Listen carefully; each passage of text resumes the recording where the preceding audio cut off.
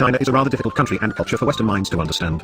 But most people don't even know that a long war was waged between the Freemasonic internationalists of Communist Bolsheviks and the Chinese nationalists between the years 1927 and 1950. As we all know, the Communist Bolshevik forces won. During World War II, aka World War II, when Japan invaded China, the war between the Chinese nationalists and the Communist Bolshevik Zog forces did not cease. Japan did all it could to aid China in freeing itself from the internationalist Communist Freemasonic Zog influence. The body of the Chinese people had been utterly plundered by the Juice drug lords and their merchant fleets, by the British Yiddish Zog Empire, and the Soviet Zog of Russia, which was installed by the British Yiddish Zog Empire and the American dual Israeli Zog, seeing as Trotsky and the Bolshevik Freemasonic Zog forces that overthrew Russia and the Tsar were recruiting people, many Jews and retarded goyim, from both of said nations, heavily from America. We recommend the listener take note of and research this fact. Fascism and National Socialism inspired many Chinese, as it did many peoples around the world. The leader of China, Chiang Kai-shek, was even affectionately compared to Hitler by his followers. When Chiang Kai-shek was defeated by the Freemasonic Zog Bolshevik communists in 1949, he and his government fled to Taiwan. He vowed to retake mainland China one day. He even trained armies for this purpose. He funded and supplied resistance groups that fought the communist terrorist Zog criminal forces that had taken over China, just as they had done to Russia in the early 1900s. But alas, Chiang's dream of retaking China passed on, for the time being, with him in 1975. Strange to think about what could have been. Just imagine it, a free and prosperous National Socialist China. It is a lesser-known fact that Germany and China were on very friendly terms prior to World War II and how Germany played an instrumental part in modernizing China.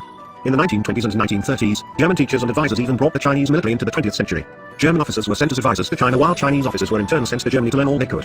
Various German weaponry including tanks were given to China, which ironically they later used against the Japanese thanks to too much Zog influence from within. We can only fathom how immensely all of this helped the Chinese Zog deep state against the Japanese freedom fighters in the coming war.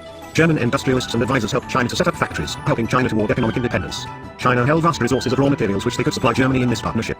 In 1933, when Adolf Hitler came into power in Germany, this partnership sped up and blossomed like never before. Germany sent more experts to China. The result was the setting up of a centralized economy, new factories to enable China to be self-sufficient, and a refined Chinese military. This picture illustrates Chinese soldiers wearing German-style helmets, just one part of the massive German assistance and influence on the Chinese military. In June of 1937, China sent Finance Minister H. Kung, a direct descendant of the famous Confucius, and two other Chinese officials to National Socialist Germany, and were received by Adolf Hitler personally. During his stay in Adolf Hitler's National Socialist Germany, H. Kung also met with famed Field Marshal and Foreign Ministry official Hans von Mackensen. Von Mackensen assured H. Kung that National Socialism had nothing but goodwill toward the Chinese people and that he didn't foresee any problems. Kung left the meeting and met with the President of the Reichsbank and Minister of Economics Ulmer Schacht on the same day.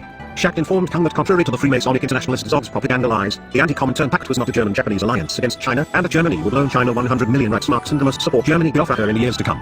Unfortunately, World War Zog aka World War II would crush these golden dreams of mankind progressing into the future, together, as our, dare we say it, real international community. Not what the one world Zog aka the Jew World Order aka International Freemasonry aka organized communism, or whatever one wishes to call them, presents of humanity as a quote-unquote international community, which just means white European genocide to a Freemasonic Zog. In the days that followed, H. Kung visited Hermann Göring and again met with Adolf Hitler. Adolf Hitler told H. Kung the same thing he had told the Japanese. That National Socialist Germany had no political or territorial demands in the Far East. They talked of business and how the two countries could work together in the future.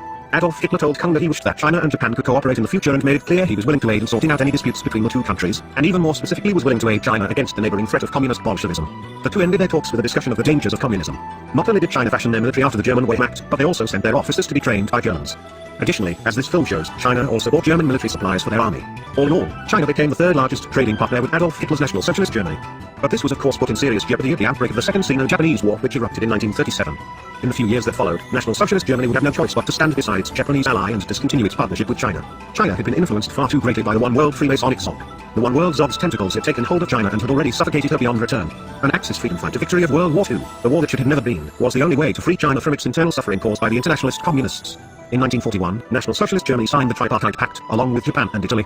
In July 1941, Germany officially recognized Wang Jingwei's Japanese-backed government in Nanking, ending all contact and cooperation with Chiang's Chinese government. After the attack on Pearl Harbor, China capitulated entirely to Freemasonic Zog pressure and formally joined Allied Zog forces, declaring war on Adolf Hitler's National Socialist Germany, Japan, and the rest of the Axis freedom fighters on December 9, 1941. Chiang Kai-shek was the son of the President of China, Chiang Kai-shek. In this photograph, Chiang Kai-shek is wearing his National Socialist German Army uniform. He trained in Adolf Hitler's National Socialist Germany at the Munich Military Academy, where he completed his training and later earned the coveted Brigadier Vice sleeve insignia. Kai-shek actually commanded a Panzer unit during the 1938 Austrian Ants class. He led a tank into Austria and was subsequently promoted to lieutenant of a Panzer unit and waited being sent into Poland. But before he was given the mobilization order, he was recalled to China to take part in the Chinese Civil War, where the Communist International Zog forces would eventually take over the country. Upon being recalled from Germany, Chiang Kai-shek formally took part in the National Revolutionary Army. There he became a major at age 28, a lieutenant colonel at age 29, a colonel at age 32, and later he even reached the rank of major general. During the Chinese Civil War, Chiang Kai-shek employed tactics he had learned while studying in the Wehrmacht in National Socialist Germany. Interesting, isn't it? That racist evil white supremacist Hitler and his National Socialist movement training an Asian in warfare, adopting him into their armed forces, giving him rank and awards, and then letting him command a tank in it. Just one more shining example of what we've been taught about World War II, Adolf Hitler, and National Socialist Germany and their allies has been nothing but lies. But lies hold weight, and weight can over time begin to weigh down on what or who holds it. The many lies of the one world Freemasonic Zog are stacking up, and they're becoming so heavy that the Zog world order is starting to collapse under the weight of their own mountains of lies. Wang Jingwei was a Chinese politician and anti-communist who eventually rose to be the president of the Republic of China's Nanjing regime, from March 20th of 1940 until his death on November 10th of 1944. Jingwei was active in politics most of his life. When he was a young man he was imprisoned for plotting the assassination of the regent, Prince Chun.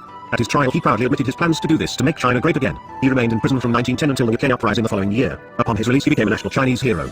In the start of the 1920s, Jingwei held a variety of posts in Sun Yat-sen's revolutionary government in Quanzhou. In 1925, after Sun Yat-sen's death, he was considered one of the main contenders to replace him as leader of the revolutionary government, but eventually he lost control of the party and army to Chiang Kai-shek. He served in various governments during the turbulent 1920s and 1930s. China was splitting into pieces, torn apart by international Israeli Zog communism and various factions caught up with far too much infighting. The soul of the Chinese people had no leg to stand on any longer. Jingwei had constant disputes with nationalist leader Chiang Kai-shek. For years the two of them struggled for power. Eventually Jingwei was forced into exile to National Socialist Germany. During his exile in the mid-1930s, he met and been in contact with Adolf Hitler and many other National Socialist Germans. In December of 1935, back in China, Jingwei permanently left the premiership after being severely wounded from an assassination attempt a month earlier. Jingwei fled with Chiang Kai-shek's government on its retreat to Chongqing during the Second Sino-Japanese War, which lasted from the year 1937 to the year 1945. Although initially he had worked with Freemasonic Soviet Zog communists when he furthered his aims, he was now known to be strongly anti-Soviet, anti-Freemasonry, anti-Zog, and thus anti-communist. During his time in Chongqing he organized some hardcore right-wing groups under European fascist lines inside the Chinese government. Jingwei was pessimistic about the war with Japan. He believed that China needed to reach a negotiated settlement with Japan so that Asia could resist Western powers. In late 1938, Jingwei left Chongqing for Vietnam, where he stayed for 3 months and announced his support for a negotiated settlement with the Japanese. During his stay in Indochina he was wounded again in an assassination attempt by communist Bolshevik assassins. This was the catalyst he needed. Wang flew to Shanghai and entered into negotiations with the Japanese authorities. The Japanese invasion had presented him the opportunity he had long dreamed of. Finally, it was time to establish a new government outside of Chiang Kai-shek's conniving control. On March 30th of 1940, Wang Jingwei became the head of state of what was known as the Reorganized National Government of China.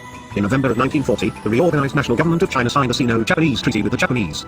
The next year, in June of 1941, Wang gave a public radio address from Tokyo where he praised Japan and criticized Chiang Kai-shek's conniving government. In this radio address, Wang pledged to work with Japan to resist communism and Western imperialism. Jingwei's government of national salvation of the Republic of China was born on the three principles of Pan-Asianism, anti-communism, and opposition to Chiang Kai-shek. Wang continued his contact with German National Socialists and Italian fascists, and other Axis freedom fighters, throughout the following years until his death in November of 1944. In March 1944, Jingwei went to Japan for medical treatment for the wound from the 1939 assassination attempt. He died in Nagoya on November 10th of 1944. The criminal assassins, at last, had killed him. Jingwei Wang was buried in Nanjing in a marvelous tomb. Shortly after Japan's defeat, the Chinese establishment under Chiang Kai-shek moved its capital back to Nanjing and destroyed Wang's tomb, eventually holocausting his remains by burning them. Most of Jingwei's nationalist followers and senior government were executed at the end of the war for quote-unquote treason. Japan's war with China has been characterized by alleged Japanese atrocities.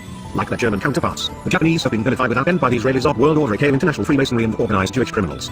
There is no doubt that the war in China was savage and brutal beyond imagination, but Western Zog mainstream media and Zog news networks, with its agenda to demonize the Axis freedom fighter forces, only portrays one side of the war.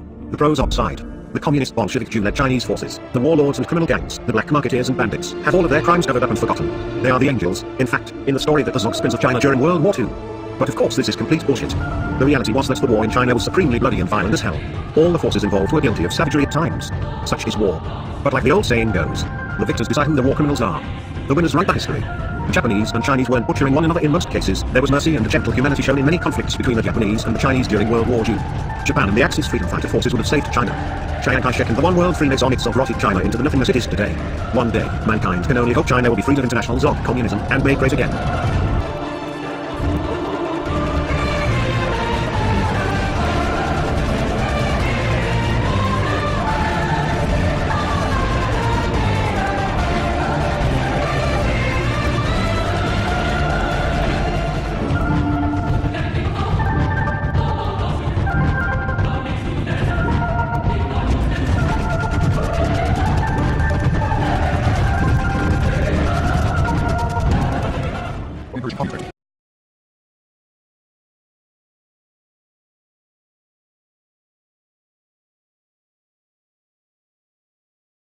Japanese people were still inflicted with a one-sided sense of atonement towards the war as a result of the War Guilt information program infused by GHQ's initiative, a plan designed to brainwash the Japanese and instill a feeling of guilt regarding the war. In addition to concealing America's responsibility for the war, this program aimed to crush the morale of Japanese people so that Japan would never again resist against the United States of America. Furthermore, media restrictions enforced by a press code made it impossible to criticize the Tokyo trial or to report trials taking place in China and Korea. Many Japanese people were instilled with a feeling of guilt towards the war, believing that Japan is an evil nation that invaded other countries. The spiritual cohesiveness of Japanese people was crushed by methodical actions to disparage the tradition and history that were the source of national pride. Eventually, it succeeded to completely dispel patriotism, to instigate distrust toward government leaders amongst citizens, and to divide public opinion by encouraging communist activity under the name of democracy. On October 1st, Mao Zedong declares the founding of the People's Republic of China in Tiananmen Square, Beijing. He is funded by Rothschild, created communism in Russia and handled by the following Rothschild agents: Solomon Adler, a former United States Treasury official who was a Soviet spy; Israel Epstein, the son of a Jewish Bolshevik imprisoned by the Tsar in Russia for trying to foment a revolution there; and Frank Coe, a leading official of the Rothschild-owned IMF. In December 16th's Jewish Chronicle, Israeli Prime Minister David Ben-Gurion is quoted with the following statement: "Jerusalem is not the capital of Israel and world Jew, it aspires to become the spiritual center of the world." 1950. Figures reveal that as planned by the Rothschilds, every nation involved in World War II greatly multiplied their debt, bringing them further and further under Jewish control. Between 1940 and 1950, United States federal debt went from $43 billion to $257 billion, a 598% increase. During that same period, Japanese debt increased by 1,348%, French debt increased by 583%, and Canadian debt increased by 417%. James Paul Warburg, appearing before the Senate on 7th February, arrogantly states, "We shall have world government, whether or not we like it. The only question is whether world government will be achieved by conquest or consent." Thus the Rothschilds get to work on their plan for global government, which starts with a three-step plan to centralize the economic systems of the entire world. These steps are: 1. Central bank domination of national economies worldwide. 2. Centralized regional economies through superstates such as the European Union, and regional trade unions such as NAFTA. 3. Centralization of the world economy through a world central bank, a world currency, and ending national independence through the abolition of all trade tariffs by treaties such as the General Agreement on Tariffs and Trade, GATT. Israel passes their law of return, guaranteeing every person born of a Jewish mother throughout the world the right to dwell in the state of Israel. However, the Palestinians, who had lived there for 1,300 years, are denied that right. John David, former chief of the Justice Department's Internal Security Section, notes that the Israeli intelligence service is the second most active in the United States after the Soviets, both of which are of course controlled by Jews. 1951. On April 1st, the Israeli secret intelligence agency the Mossad, which will go on to terrorize the world, is formed. The Mossad soon takes control of its American arm, the Anti-Defamation League. The motto of the Mossad is probably the most disturbing secret service motto in the world. It is, by way of deception, "Thou shalt do war." 1952. Israeli Prime Minister David Ben-Gurion oversees a project in which a generation of Sephardic Jews in Israel are weeded out from their Ashkenazi counterparts at school, and, to avoid suspicion by the parents, these Sephardic children are then taken on school trips. On these supposed trips, they actually receive a radiation treatment, purportedly for ringworm infection. At this time, the permitted maximum X-ray dose was 0.5 rad, yet these children received 350 rad, directly to their heads. As a result, at least 6,000 die shortly afterwards, with those remaining developing severe conditions such as cancers, epilepsy, and psychosis. Those that are still alive today, and many of their children and grandchildren, are stricken with genetic diseases and malignant tumors. This is an attempt to genocide the Sephardic Jews who are an underclass in Israel and even referred to by many Ashkenazi Jews as niggers. On April 23rd, during a debate on immigration law, Congressman John Rankin makes the following statement to the House on the subject of the Jews, which is recorded in the Congressional Record. They whine about discrimination. "Do you know who is being discriminated against? The white Christian people of America, the ones who created this nation. Communism is racial. A racial minority seized control in Russia and in all her satellite countries, such as Poland, Czechoslovakia, and many other countries I could name. They have been run out of practically every country in Europe in the years gone by, and if they keep stirring race trouble in this country and trying to force their communistic program on the Christian people of America, there is no telling what will happen to them here."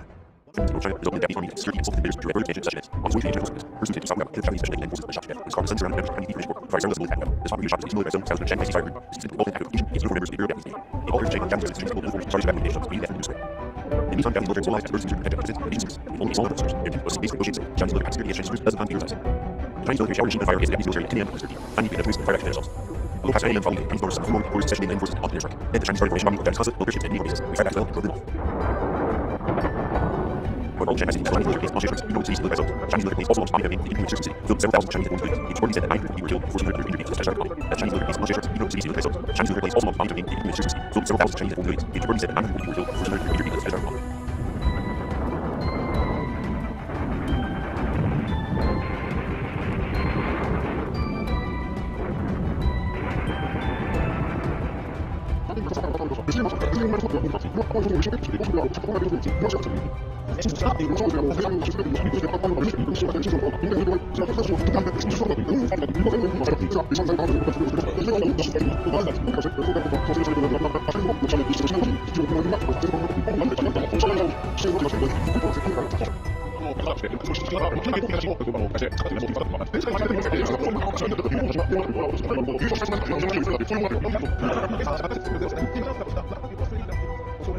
本当に進歩がさっき言ったこの事件があったってことを証明するために使った写真が全部いい加減なものだったっていうことが分かったこの時点でやっぱりこの事件が本当にあったかどうかっていう理由がやっぱりね疑問を